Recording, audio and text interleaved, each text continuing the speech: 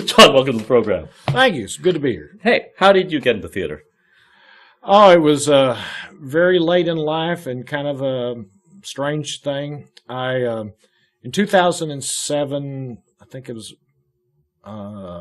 March or April, a friend asked me to sing in a charity event. And at that point, I had not sang in 25 years. I used to sing in church when I was much younger. And I sang, and it got a good response, but I knew I just stunk. Why did you think you stunk? Somebody must have thought it was good. Well, I think they were grading on a very low scale. I mean, I didn't stink as bad as some others. What did he say? So I realized, that was fun, and I would kind of like to do this, and so I decided that I would find a voice teacher and that I would take some lessons. I started taking lessons from a lady that was a pianist for the Tuts. Okay. Wow. And she was very good. And but every time Tuts would get a program in, her whole schedule would change. And I had a voice lesson at 6:30 a.m. one Sunday morning. What? And I went, I don't think so. And I went to my gym, and I was working out at the gym, and I was complaining to the girl that manages the gym. Sure. And I said, I can't believe that I had to go for a voice lesson yesterday. And she goes, well, I teach voice lessons. And I went, okay, good. Well, that's good. That's nice. That's nice to know. And you're working at a fitness center. Yeah. Turns out she was a graduate of the Boston Conservatory of Music. Whoa. And I said, let's give it a try. And she was great. And she became one of my very best friends. Wow. And Shayna Guger. Okay. Now Shayna Manna, as of a month or so ago. And so I started taking lessons from Shayna. And the hardest thing, as you can tell talking to me, a lot of people don't realize this, but I'm from Texas. No. No. I have a slight accent. Yeah. So the first thing we had to work with was my accent.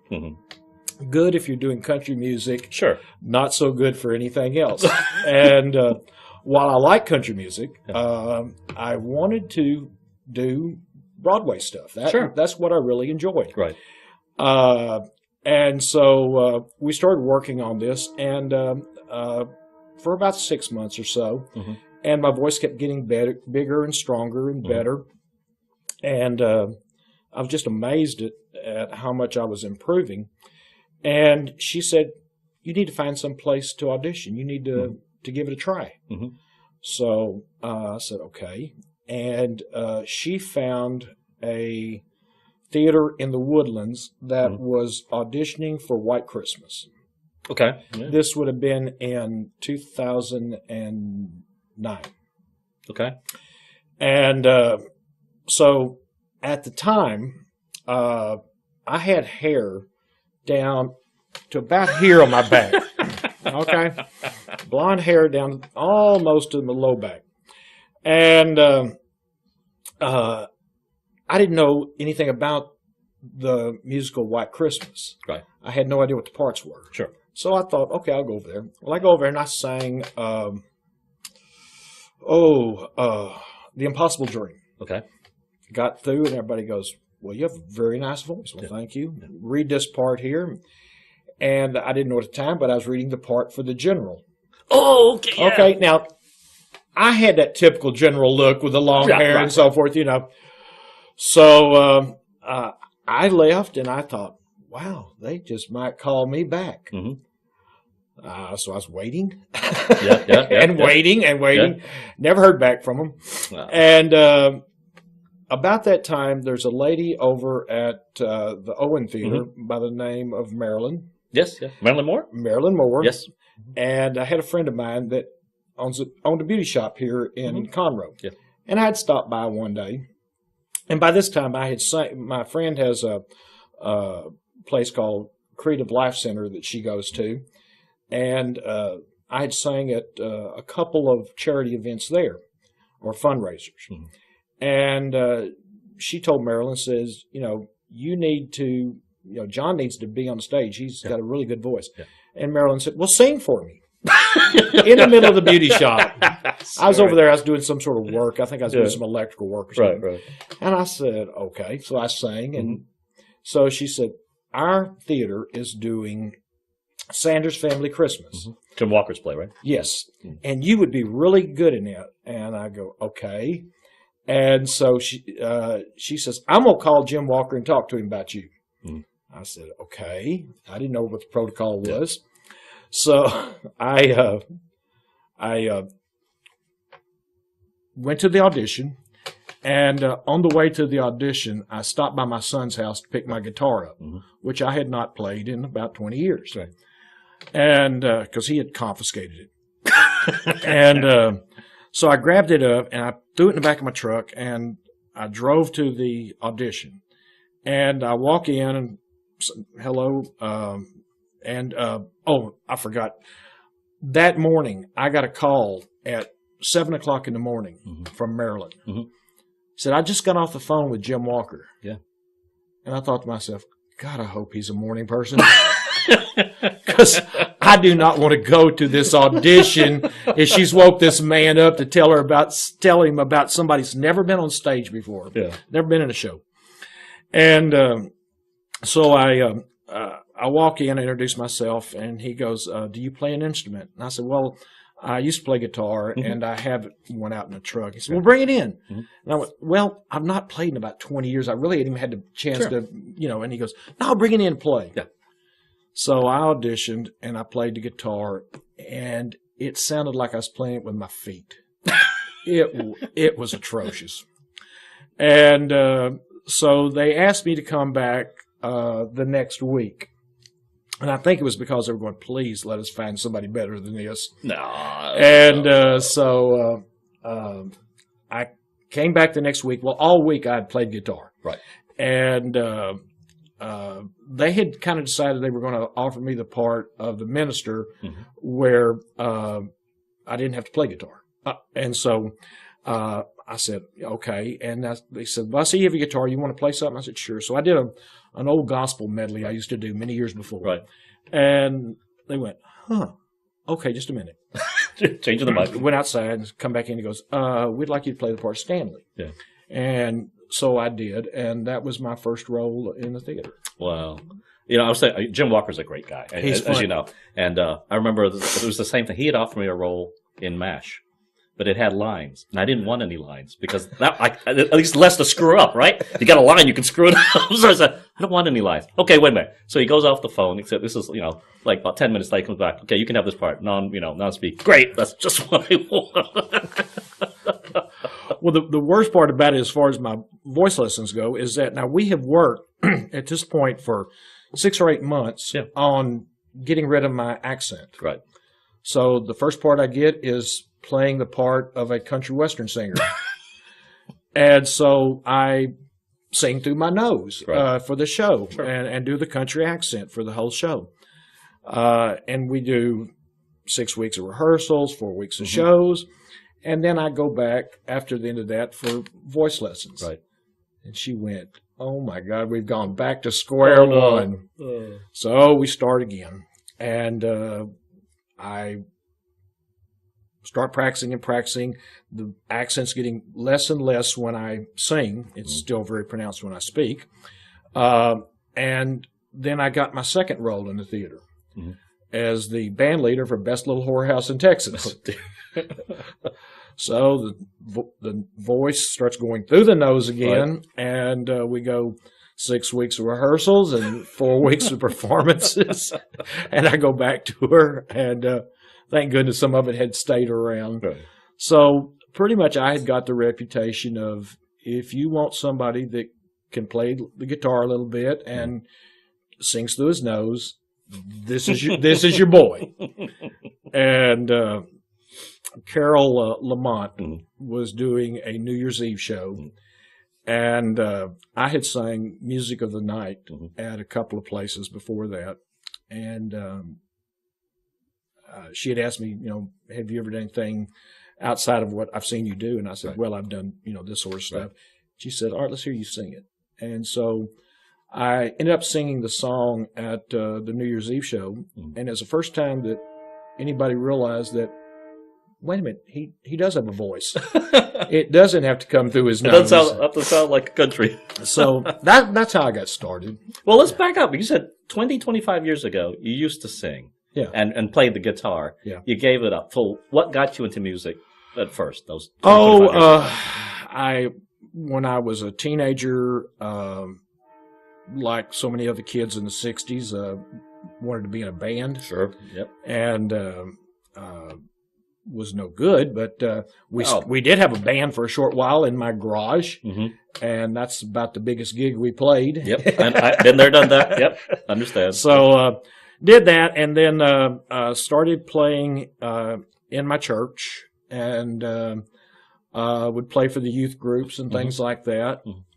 And then when I was a senior in college, I was saved at church, and mistook the joy of salvation for a call to the ministry. Mistook, okay. And so I thought I was being called to be a minister. Sure. And so I went to Southwestern Baptist Seminary and got my degree in religious education and worked for 5 years in churches. Right.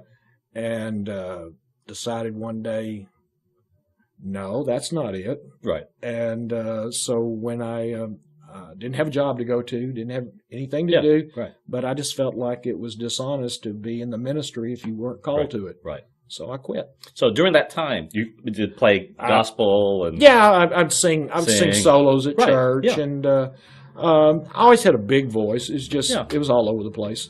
Well, and I think at one point I had a fairly high voice, and then the 25 years of rust came along, and it really deteriorated. But back then, I think I had a pretty decent voice, but just untrained. Well, let's talk about it, if you don't mind. No. Because we got a friend, discernment, what God calls you to do. That's got to be one of the most difficult things. I know it's difficult for me. I've got friends that have the same story you have. Mm-hmm. They thought they were called to the ministry, got into it, and then, no, it's not it. No. What's the secret? What's your tips to telling people? Especially for the younger folks there, so. I don't know. I don't regret my time in seminary, and I don't regret my time in the ministry. God blessed me in my churches very well. So it wasn't because of any failure, and it wasn't because of lack of pay. Mm-hmm. They were very fair with me financially. Mm-hmm. It's just, I think that if God doesn't call you to be a minister, you can't put up with the glass box that you got to live in.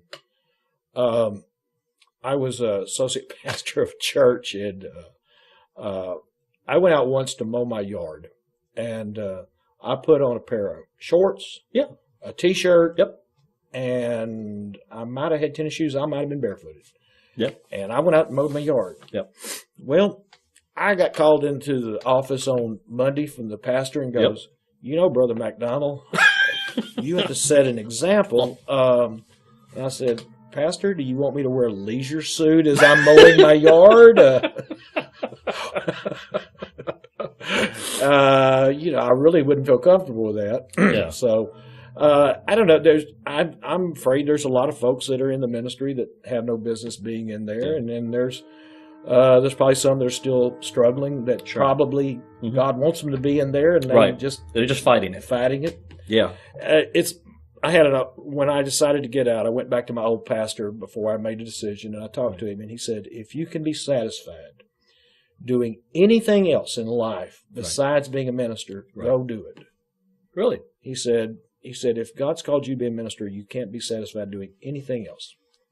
And so I took him at his word, and I left. I didn't leave the church, but I did leave. Matter of fact, the church we were at, I left, went and started painting houses.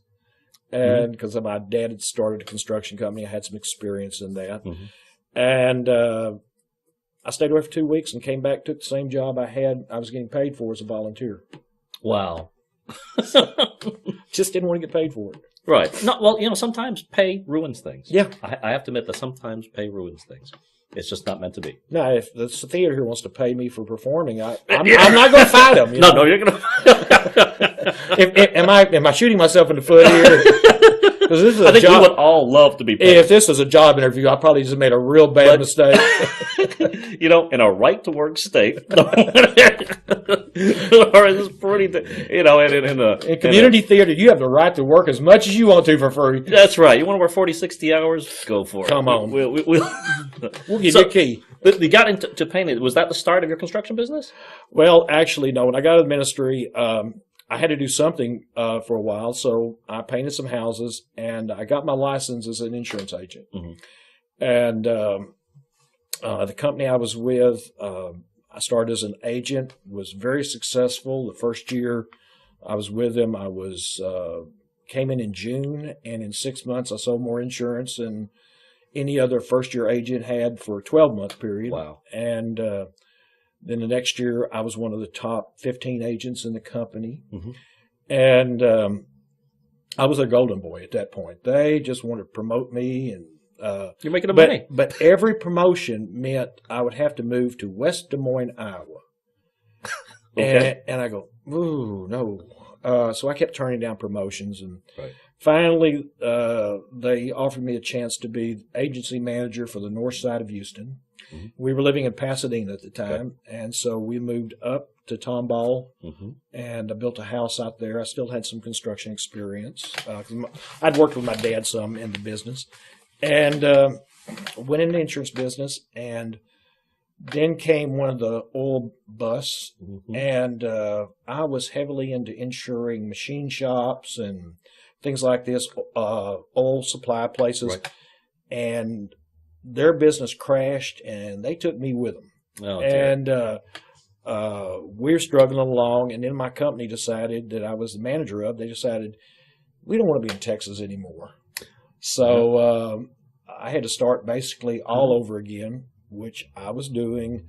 And my dad, who was at this point was like 75, I was on a sales call over in Pasadena one day. Yep. And I called my mom, and I said, "Where's Dad?" And she goes, "He's in Pasadena working at such and such." I said, "I think I'll stop by and see him over there." Yeah. So I go by there, and I see my 75-year-old father up on a roof nailing shingles. And I come out of my car just screaming at him. "What the hell are you doing?" Well, somebody's got to nail these shingles. It'll have to be you. Sure. So I called my office, said, "Look, I'm taking a few days off." Went to Goodwill, bought me some clothes, got up on the roof. We finished the roof. And said, "Dad, let me show you how you don't have to drive every nail yourself." Hired a crew of men that I'd used before. We went and did one of my dad's jobs for him. It took us about a third of what it normally took him his time. He made more money than he'd ever made on a job in his life. Right. And I said, "Now, Dad, these guys work for you now. You just point and you go get materials." And he said, "Well, son, I've been wanting to retire. Why don't you, get involved in this?" I said, "No, I've seen how hard you work. I don't want no part of it." But he must have been a better salesman than me because he talked me into it. And that was about 28 years ago. And wow. I took the company over, and that's what I've been doing ever since, remodeling homes. Wow. That's amazing. Well, I want to go back because you said we left the ministry. Yep. Not the church, but the ministry. Right. When did you give up music? Oh, I sang in the car, and I sang on, but as far as singing in public, about that time. So about the same time. Yeah. And the guitar? What happened to the guitar? I played it for a while longer, and my son was born in 81, and somewhere about played a little bit, just fooled around with it. Right. And never was real good with it. Still not. Guitar players look at me and go, But I mean, I can chord and keep rhythms and things like that. But if you say, "All right, now give me a little Jimi Hendrix," I'm gonna go, "No, I don't think so." Thank you for the opportunity, but I'll pass.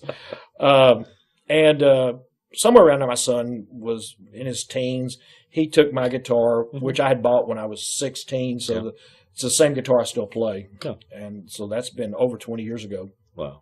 Well, over 20 years ago. So he he was playing it, and then when he got married, he just took the guitar with him. I had another guitar, I had a classical guitar. I played a little bit, and so I really didn't need it. And so I didn't need that old acoustic until I was going to be in Jim's show. Right. And so, I mean, I still remembered basic chords and things like that. But over all those years of not playing, I had forgotten all the musicality. That if you're playing a C chord, there's a very good likelihood that you're going to go to an F or a G or a D7 somewhere in there. I forgot that. And so when I was doing Sanders, I had to literally memorize every chord change in every song we did. And there was like 22 songs. And I had to memorize those because we're on stage without any music playing all these songs. And that was the hardest part of the show for me. The singing came easy, relatively easy. Even the acting, I found, I enjoyed the acting part of it. I think I was pretty bad.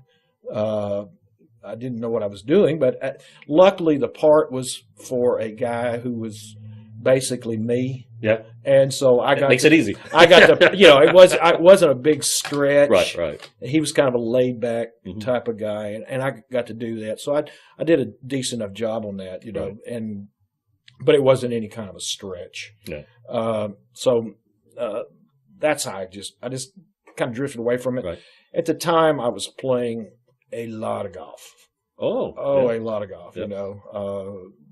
I had, when I was real young, I had a chance to turn professional. Wow. And but I wasn't good enough to make it on the tour. Right. And I didn't have the personality to kiss up to rich people the rest of my life at country clubs. So I became a good amateur and won a number of tournaments and things like that when I was younger, and was still playing golf up until about 9 years ago when I finally quit. Yeah. But that's what I was doing. I was playing a lot of golf and instead of playing guitar. Wow. Well, what is the secret to a nice natural swing? I don't know. People have seen me swing, so there's nothing natural about it. I'm not sure there's nothing natural about anything on golf. What is the name of the golfer that has he's very, very good, but he's got a really strange knee kick, and I can't remember his name. But I had more wiggles, and when I had a chance to turn pro, they had offered me a job at a country club, and the pro told me, said, you got a homemade swing. Right. You score very well, but it won't stand up to tour and so forth. He said, you come to work with me, and I will work on your swing, and maybe you'll have what it takes to make it on tour. Well, at the time, I was just getting out of seminary and felt like I was going to have a call to ministry, and so I went no. And so it was an easy decision to make. But my swing was homemade. I basically taught myself, had a few lessons, but I had a lot of. My timing had to be immaculate because there was a lot of parts moving, and now you see these guys, their swings are just mechanical, and they can repeat them over and over. Well, that seems to be the key to almost any sport. Like I love playing tennis, but I don't have my serve down to that mechanical where I can just repeat it over and over again. And you have to be able, you have to toss it exactly the same place. And, there's, I don't know. I laid off once for a couple of years and came back and could still shoot in the low to mid 70s. Yeah. Then I laid off again for a while, and I could shoot from the mid to high 70s. And after laying off for 9 years, and I've had 2 shoulder surgeries. I'm 9 years older. I don't even want to think about it. I've had some people want me to go play golf with them, and I went, no, I really don't think so. Appreciate the opportunity. I think I'm retired. You're retired. What parts would you like to do that you haven't done yet in theater? Oh, there's a few dream roles. One that'll never be available. Yeah. I'd love to play the part of Phantom in Phantom of the Opera. Yeah. Well, I still have the voice to do it, but I'll be 140 before that's released to community theater. I mean, as long as it's still playing on Broadway, I don't think we'll be seeing it in Conroe. I guess the other really role I'd like to play is Emile in South Pacific. That may come sooner than you think. Yeah, That's all I hear. I know that it's going to be done, and I really would like to audition for that and give it a good try. Wow. For some reason, I guess I didn't know a lot of musicals. That used to be my favorite Broadway musical, South Pacific. Yeah. I'm not sure why. I think one of the music is majestic. Yes. And it was so far ahead of its time as far as its message about discrimination and all of this. It was just wonderfully ahead of its time. Yeah. I guess maybe for fun, I'd like to play the part of Alban in Lacage. Oh, really? I got to see that last year in Houston, and I thought that would be a hoot. Oh, dear. That would be a hoot. I don't see that one coming to Conroe anytime soon. Well, we were talking about this. Like we're somewhat constrained. Is like every time, and it's true. Almost any theater, you try to do something a little different. Yeah. Okay. And it's hard to sell it because, first of all, people, what is that? Well, I guess we all make that calculation, right? You see a movie, right, title or whatever. Mm-hmm. You see who's in it, and you kind of make this quick calc. Am I going to enjoy that or not? And in a split second, yeah or nah, right? And unfortunately, it's the same thing with the community theater. Sure. I mean, of course, your friends will probably come see, stuff like that. But on a whole, no, you only have so many opportunities, and you need to fill your house up so that you can put on other plays next year. That's right. So you can survive it for another day. There's certain ones that I would love to see done, but it's not going to happen because they're so obscure and only theater freaks would come see it. And it's a shame. Like I said, that I think like a lot of people would like to try their different sea legs, the different things. Mm-hmm. Not just the usual popular music or the popular comedy, or stuff like that, but. Yeah, we just have to find another way to do that. And the theaters in general, when I say theaters in general have to figure out a way to do that. I think the thing that is, it's not disturbing, but it's realistic, is that I realize that I've gotten to the age that so many of the roles are not available to me. If the leading lady that's going to play against the leading man is 21 years old, it's a little pedophilia working if they cast me as the leading man. It's like the movie Charade, right? Cary Grant was probably about 60 against an Audrey Hepburn, and they were going like, I don't know. So they had to make her go after him instead of him go after her because it just didn't look right. That's and that kind of sometimes is discouraging because I've seen a lot of roles come that I'd love to be in that, but. No director is going to put somebody that's in their 60s in a role that should be in their 30s. Yeah. So there are a handful of roles, and like I said, Phantom and Sound of Music, not Sound of Music, but South Pacific. Yeah. You could play it at my age and get away with it, but there's so many others that Drowsy, Chaperone that we're doing now. Right. They're simply not a role. Other than I get to play the lead monkey. I'm excited about that. It'll be fun. I honestly am excited about that. It's gonna be fun. It's such a silly musical. I've told everyone that I'm trying to explain it to them. I said it's the Marx Brothers meet the Three Stooges on the airplane scene. The scene of the movie Airplane, and I get in there and I've heard the dialogue several times, and I still laugh. Oh, it is the goofiest, funny musical. I'm going to really try to get people here that have not been to theater before to see this. If they got a good sense of humor, they will love this show. It's absolutely hilarious. Because even though it's a modern musical, it's written much more kind of 20s, 30s style. Where things it's more innuendo than the actual thing. Where gangsters. This was the stylized gang. It's true. It's exactly right. I remember seeing this on Broadway with Sutton Foster, and we laughed so much our throats were sore at the end of the 90 minutes. It was just and we would see it again, and my son would not let me take him to see anything else. So we'd go back to New York again and go, well, let's go see something else. I want to see the Drowsy Chaperone. He goes, but Michael, we just saw it. He goes, no, I want to see it again. He would not let us see anything else. Were you traveling from here to New York? Well, yeah, but Carolyn's parents live in New Jersey. No, I didn't know that. So we'd go up there, once a summer or something like that, or the Christmas time. So we're going anyway. Oh, by the way, let's go to New York and go see, see friends or whatever. And then, okay, we'll see a show. Yeah, he just wouldn't let us see anything else. So he saw it 3 times at different, times. Wow. it's a funny show. It's on my, I've spent most of my life in Texas, and I got as close as Hartford, Connecticut to New York. Hartford, Connecticut. What do you do? Well, because insurance? I was there for a 6-week insurance school, and I had friends. I'd made friends. The two guys that I made best friends with when I was there, because we were, they had a really nice setup at the Aetna building. I made friends with two Jewish fellows. One was from Manhattan, and his dad owned a huge insurance agency in Manhattan, and the other one's from Philadelphia. And my buddy from New York was very devout. I never seen anybody eat so many tuna fish sandwiches. And the other guy would eat anything. And he would talk about, I'm going back to Philly this weekend to go gogging. Gogging. Going to synagogue. Oh, yeah. Okay. Oh, yeah.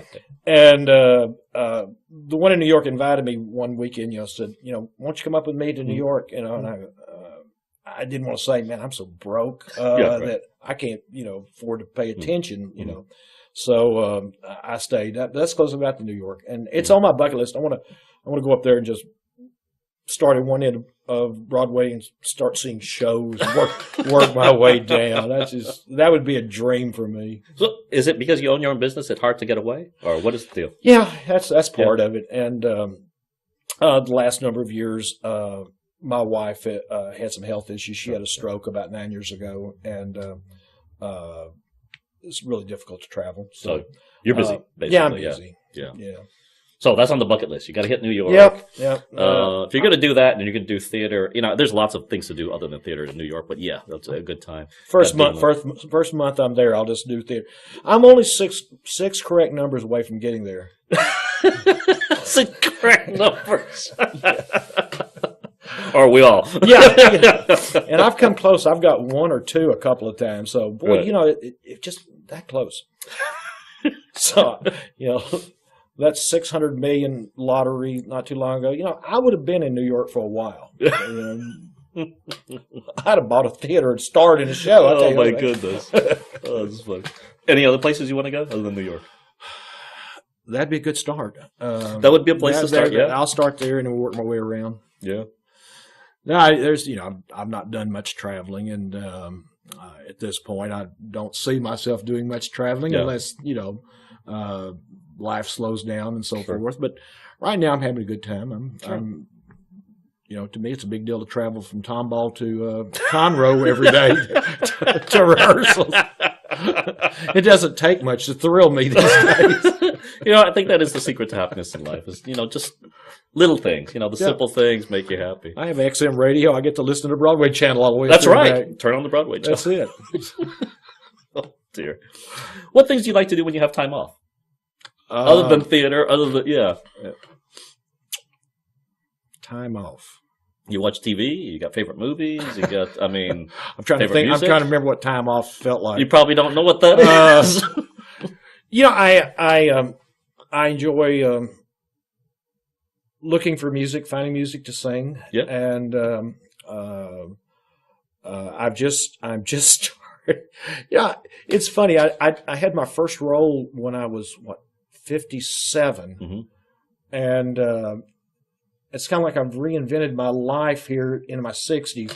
Why not? With voice lessons, I'm taking acting lessons. I'm starting tap lessons, which I can't let my podiatrist know.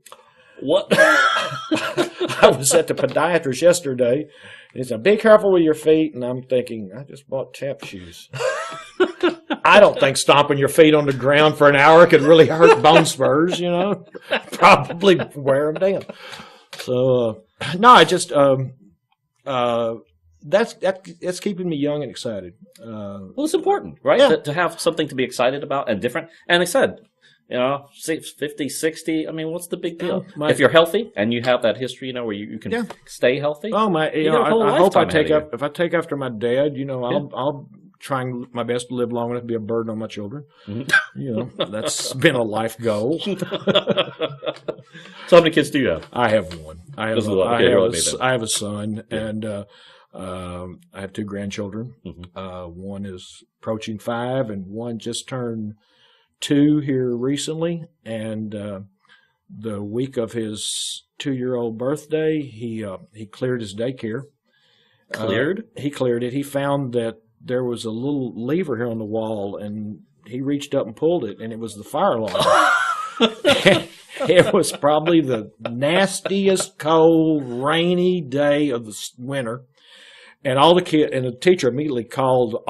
It's a false alarm, right? You know, but they still have to come, right? They all were outside, and you know, he still didn't know what he did. He was having a good time. We get to go outside now. Oh my! My granddaughter is she's a performer. We bought her one of those little microphones, yes. And she knows every Taylor Swift song there is. Oh dear. And so I'll come over and I'll sit on the couch, and she'll set her microphone up, right, and get her play guitar, and I'll get a good dose of Taylor Swift. No, dear. So you know all the Taylor Swift songs, huh? Don't know one of them. I don't want to know. She's remember, she started this stuff when she was barely pronouncing words well, right, you know. Right. And I'm going, oh yeah, that's great. Well, that's another reason why you don't have time. You've got grandkids, right? So you're gonna spend some time with them. That's great. All right, I'm going to ask a question we ask everyone. Okay. If heaven exists, what do you want God to say when you get to the pearly gates? Oh, let's see. You know, my dream would be that God would say, "Well done, you good and faithful servant." I think that He'll say, you know, it's a good thing we're grading on a scale. Where's your guitar? Please leave it behind. No, I think that you know, God will probably I will get in on the grace of my Savior, not certainly because of my good works, but I've tried to live my life, you know, basically with a golden rule, and I think I'm a good person, and I look after others the best I can. So I think he'll just kind of say, man, maybe we should put more rules in here. Well, as long as you're here, hey, let's go to the golf course. By the way, your shoulder probably doesn't hurt anymore. No, the shoulder's actually in pretty good shape these days. Oh man, that's great, John. Thanks for being here. Thank you, appreciate it.